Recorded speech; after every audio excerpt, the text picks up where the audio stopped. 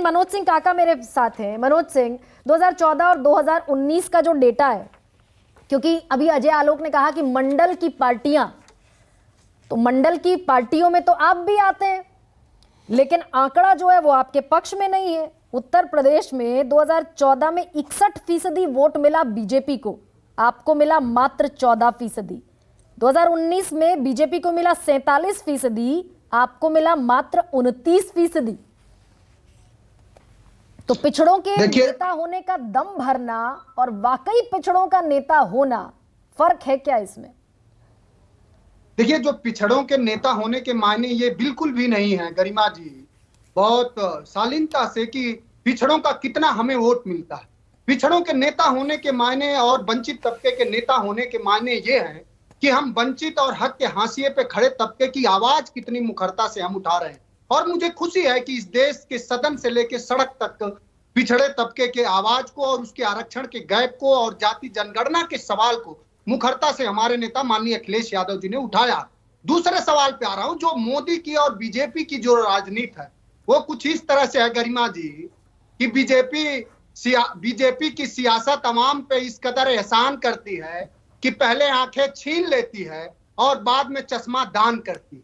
मैं आपको बता रहा हूं, जो हमारे प्रबुद्ध और वरिष्ठ हमारे अभिभावक हैं, केसी त्यागी साहब ने बताया, जब मंडल कमीशन इस देश में गरिमा जी 7 अगस्त 1990 को लागू हुई, तो जो पिछड़ा तबका था, हक के हाशिए पे तबका था, वो अपना हक न मांगने लगे।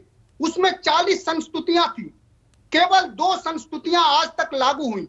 वो अपना हक न मांगने लगे, वो जागरूक न हो जाए, उसको रोकने के लिए इस देश के कुत्सित पार्टी ने, भारतीय जनता पार्टी ने, लोग अपने हक अधिकार के प्रति खड़े न हो जाए, मंडल के विरोध में कमंडल आंदोलन चलाया।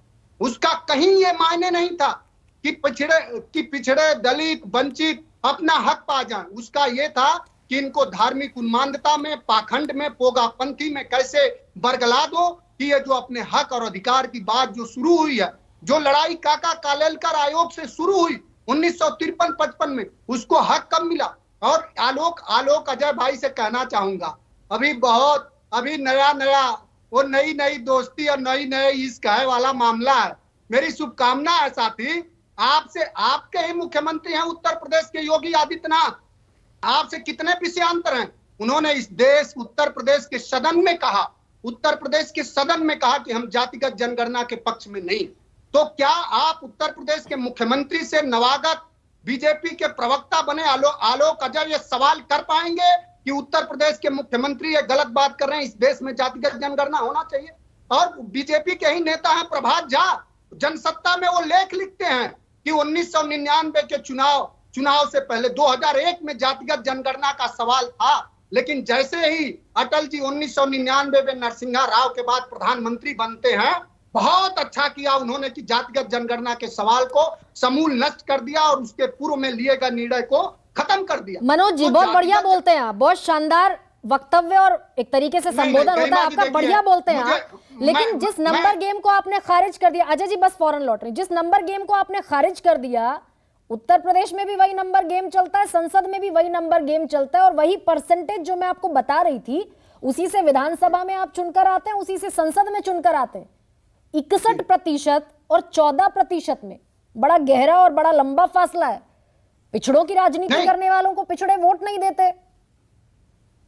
नहीं, बिल्कुल। आज चूंकि पिछड़ों को सबसे ज्यादा वही पिछड़े जब अपना हक अधिकार, जब उत्तर प्रदेश के मोदी जी के संसदीय क्षेत्र बीएचयू में ईडब्ल्यूएस का आरक्षण छात्रावास के आवंटन में लागू है, लेकिन बीएचयू के शोध छात्र और सारे छात्र पिछड़े वर्ग के 65% आबादी अपने छात्रावास के आवंटन हेतु, ओबीसी वर्ग से वहां 13 हॉस्टल बने, लेकिन वहां ओबीसी वर्ग के छात्रों को 27% आरक्षण नहीं है। अरे भाई, ये भी तो बताइए कि आपका वोट परसेंट पिछड़ों के बीच इतना कम क्यों है, ये भी तो आप बताइए मनोज सिंह। देखिए, ये गरिमा जी आपका वाजिब सवाल है, इस सवाल के हम साथ होते हैं, और हम इससे वोट हमें मिलता, हमारी सरकार नहीं बनी, हमें कम वोट मिला, इसके बिल्कुल ये मायने नहीं है कि पिछड़े और दलित तबके के जो सवाल है उनका नाश हो गया है। उनके सवाल जस के तस खड़े हैं, और समाजवादी पार्टी के राष्ट्रीय अध्यक्ष उन सब सवालों के साथ खड़े हैं।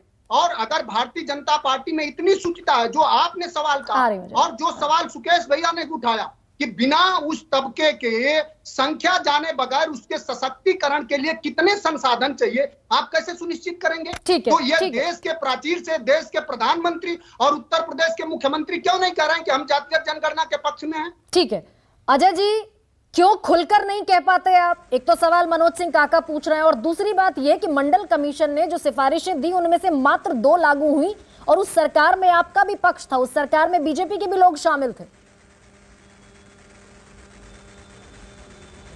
देखिए, सबसे पहले तो केसी त्यागी जी मेरे वरिष्ठ हैं, मैं इनका व्यक्तिगत तौर पे बहुत सम्मान करता हूं, और मैंने कोई तंज नहीं किया था सर। मैंने मंडलवादी कहा था, मंडलवादी से संबोधन आप लोगों को इसलिए किया था क्योंकि समाजवादी आप लोग रहे नहीं।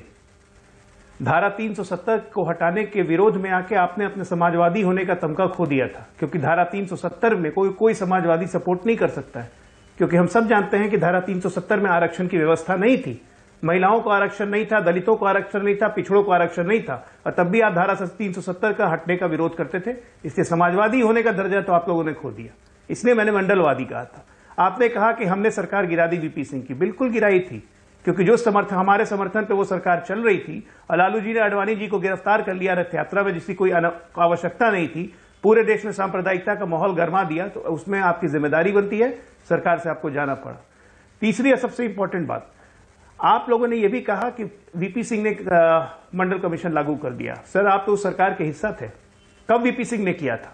जब चौधरी देवीलाल वीपी सिंह के यहां पहुंच गए थे कि मैं रोड पर निकल जाऊंगा आंदोलन करने, मंडल कमीशन लागू करो, तब वीपी सिंह जी को करना पड़ा था। ये सब बात जानते हैं आप, लेकिन राजनीति के कारण आपने नहीं बताया। नहीं, ये भी एक... दूसरी बात, मनोज काका बोल रहे थे पिछड़ा, गैर यादव पिछड़ा, ये पिछड़ा, वो पिछड़ा। भाई साहब, आपको वोट इसलिए कम मिल रहे हैं, और आपको मैं मंडलवादी इसलिए बुलाता हूं क्योंकि अपनी सुविधा के लिए आप लोगों ने मंडल की राजनीति का इंतजार किया। एक ऐसे चश्मे से जनता को देखते थे जहां गैर यादव पिछड़ा आपको कभी दिखाई नहीं उत्तर प्रदेश में, और यही कारण है कि आपकी लोकप्रियता दिनों दिन घट गई। जब चश्मा एक रखिएगा ना जनता के लिए, तो सारी जनता एक जैसी लगेगी, चाहे वो मंडल की जनता हो, चाहे वो सामान्य वर्ग हो, चाहे वो अल्पसंख्यक हो। एक चश्मे से जनता को देखिए जब शासन में रहिए, वो तो कभी रहा नहीं। खुलेआम हम देख चुके हैं ना कि समाजवादी पार्टी के शासन में कैसे हर थाने में एक यादवी होता था, कैसे पुलिस कांस्टेबल की भर्तियों में लगातार एक ही जाति के लोग रहते थे।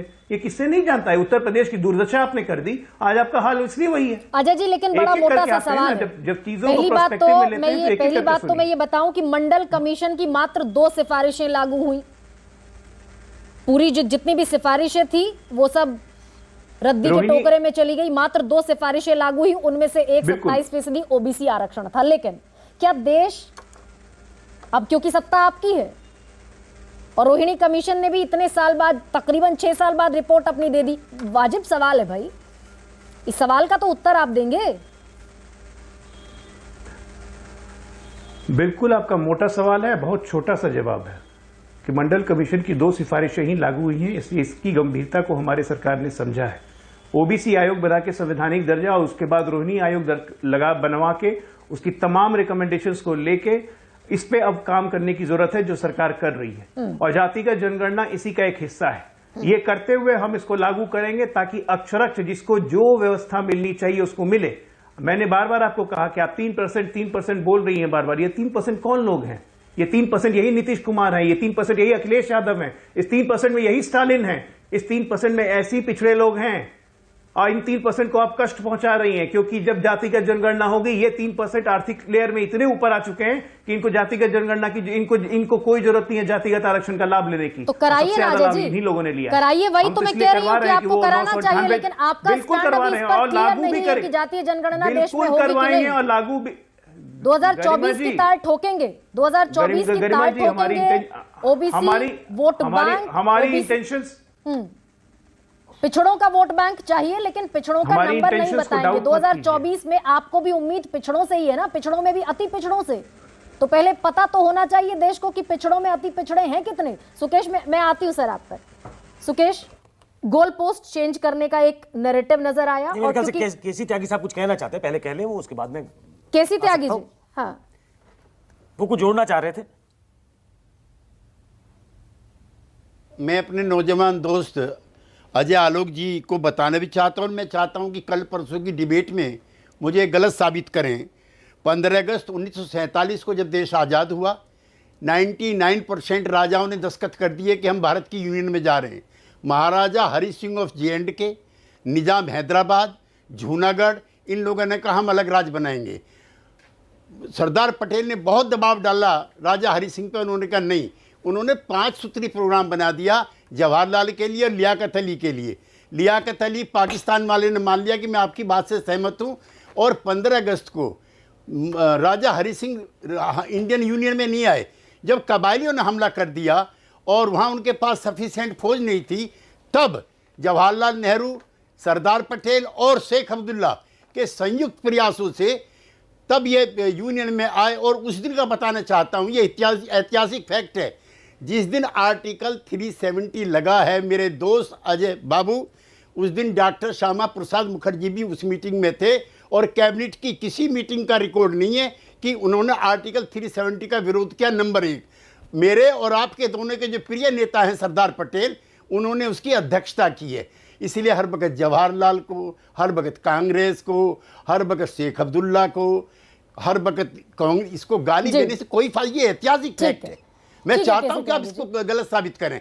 लिहाजा जयप्रकाश नारायण, नहीं सुनिए, जयप्रकाश नारायण, डॉक्टर लोहिया, जिसका आप भी मानते हो और आपके नेता मोदी जी भी मानते हैं, पहले दिन से आर्टिकल 370 के पक्ष में थे। और हमें फख्र है कि आपकी सरकार बनाने के लिए आपने वो मुद्दे छोड़ दिए थे 89 में, लेकिन जिस दिन संसद में ये आया, हम एनडीए में थे, एनडीए में होते हुए हमने 370 पे वॉकआउट किया है। ये होती है पॉलिटिकल प्रतिबद्धता। आप तो हल्के फुल्के तरीके से आजकल नीतीश जी को भी नीतीश बोलते हो, मैं तो आपको भी आलोक जी बोलता हूँ। ये तो जी वाली संस्कृति आपकी चलाई हुई है। पता नहीं आपने बड़े बड़े नेताओं के नाम के पीछे भी जी लगाना क्यों बंद कर दिया। आप तो इतने शालीन परिवार से हैं।